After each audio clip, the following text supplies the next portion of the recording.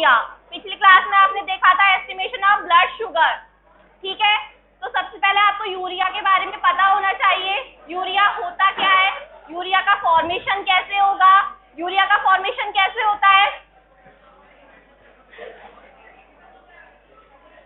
Urea का formation कैसे होगा,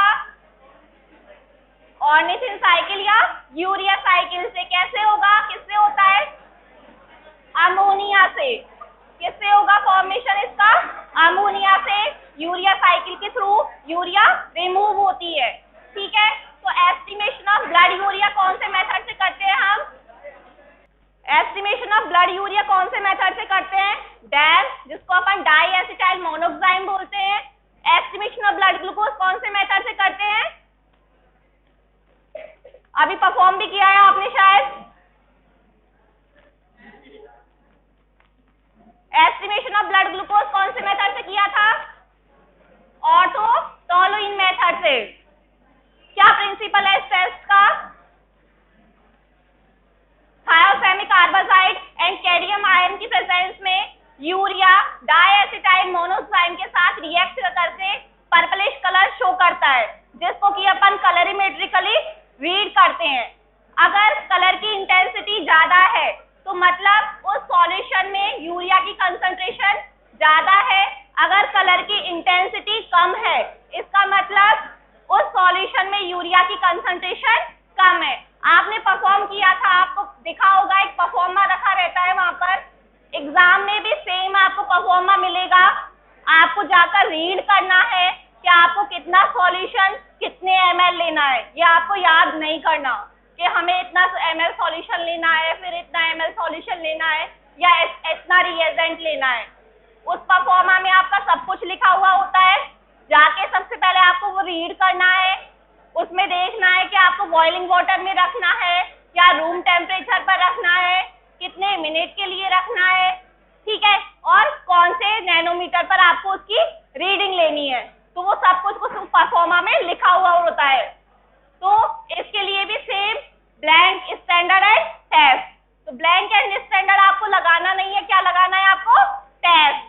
टेस्ट के लिए क्या क्या लेना है आपको, 5 ml urea nitrogen reagent, 0.02 ml serum and dam reagent लेना है 0.5 ml। देन 12 मिनट के लिए बॉइलिंग वाटर में रखना है, उसके बाद आपको वहां से बाहर लाके उसको कूल करना है, उसके बाद 540 नैनोमीटर पर आपको उसकी रीडिंग लेनी है। रीडिंग लेने के बाद क्या करनी है आपको, उसकी कैलकुलेशन। जो रीडिंग आई है आपकी वो क्या है, आपकी OD of test, OD of standard and concentration of standard आपको दिया जाएगा। कैलकुलेशन करके आपका क्या निकलेगा, कंसंट्रेशन ऑफ टेस्ट, जो कि क्या है अपनी concentration of urea in serum. अब इंटरप्रिटेशन, नॉर्मल रेंज क्या होती है यूरिया की, 20 to 45 मिलीग्राम पर डेसीलीटर। अगर ब्लड में यूरिया के क्या दिक्कत है बच्चे, कुछ दिक्कत है, कुछ प्रॉब्लम, अगर ब्लड में यूरिया लेवल इंक्रीज हो जाते हैं उस कंडीशन को क्या बोलेंगे अपन, यूरेमिया। अब वो किसी भी वजह से हो सकती है, प्री रीनल कॉज हो सकते हैं, renal and post renal. Pre renal में कुछ भी हो सकता है जैसे low blood pressure, stress, anxiety, fever. Renal में glomerulonephritis, necrosis, tuberculosis and post renal like tumours. Next आता है आपका यूरिया क्लियरेंस। यूरिया अब ये अपने किस में पढ़ रहे हैं अपन, आरएफटी में। आरएफटी में अपन 3 पैरामीटर अपने लैब में परफॉर्म करते हैं, जैसे कि urea, creatinine and uric acid. तो वाइवा में सबसे पहले ये पूछा जाता है कि बेटर पैरामीटर कौन सा है। अगर आपको आरएफटी के लिए परफॉर्म करना है तो बेटर कौन सा है, urea, creatinine and uric acid में। तो इसका आंसर है क्रिएटिनिन। क्यों, क्यों है creatinine comparison to urea?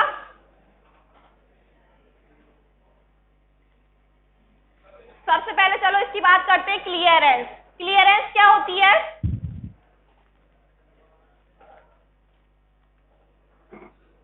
Clearance क्या होती है,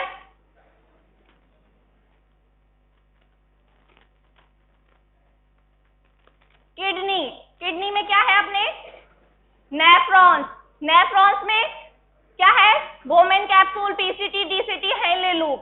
ठीक है, ब्लड आ रहा है, फिल्टर हो रहा है एंड वापस से जा रहा है, फिल्टर हुआ उसको क्या बोलते हैं अपन, जीएफआर।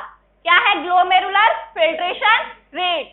ठीक है, वाइवा में पूछा जाता है जीएफआर क्या होता है, आप सीधा बोलते हो ग्लोमेरुलर फिल्ट्रेशन रेट। बच्चे फुल फॉर्म नहीं पूछी जाती आपसे, फुल फॉर्म हमें भी पता है कि जीएफआर मतलब ग्लोमेरुलर फिल्ट्रेशन रेट।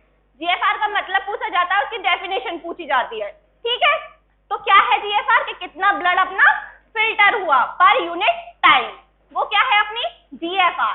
ठीक है, अब ब्लड फिल्टर हुआ, उसके बाद कुछ चीजें रीएब्सॉर्ब भी होती है और कुछ चीजें सीक्रेट भी होती है। ठीक है, अब जैसे अभी अपन बात कर रहे हैं यूरिया के लिए, जस्ट एग्जांपल 50 अपना क्या हुआ, फिल्टर हुआ। ठीक है, 50 के बाद 10 क्या हो गया उसमें से रीएब्सॉर्ब एंड 40 क्या हो गया अपना एक्सक्रीट आउट। तो जो 40 है वो क्या है उसकी क्लियरेंस, कि बॉडी से कितना अपना एक्सक्रीट हो रहा है, कितना क्लियर हो रहा है, वो क्या है उसकी क्लियरेंस। तो क्लियरेंस एंड जीएफआर दोनों बराबर है, नहीं है ना। जीएफआर क्या थी अपन ने इसकी, जस्ट एग्जांपल मान के चल रहे हैं, कितनी थी 50 में से 10 क्या हो गया, ये रीएब्सॉर्ब हो गया एंड 40 एक्सक्रीट आउट हो गया। तो जीएफआर के कंपैरिजन में क्लियरेंस क्या है इसकी, कम। ठीक है, जबकि क्रिएटिनिन की कंडीशन में क्या होता है, क्रिएटिनिन ना ही रीएब्सॉर्ब होता है और ना ही सीक्रेट होता है, तो इसलिए अपन उसको बेटर इंडिकेटर मानते हैं कंपैरिजन टू यूरिया। अब इसके लिए अपने को क्या चाहिए, 24 आवर का यूरिन सैंपल चाहिए। अपने को 24 घंटे के लिए उसका यूरिन सैंपल कलेक्ट करना है, देन सीरम सैंपल कलेक्ट करना है उसका। बीच में अपन कभी भी एक सीरम सैंपल ले सकते हैं। सीरम सैंपल का अपन ने अभी कैलकुलेशन की थी कलरीमेट्रिकली, उसकी कंसंट्रेशन आई थी। आप दो क्लियरेंस कैलकुलेट करते हैं इसमें, maximum clearance and standard clearance. Maximum clearance कब कैलकुलेट करेंगे, जब urine output more than 2 ml पर मिनट से ज्यादा होगा।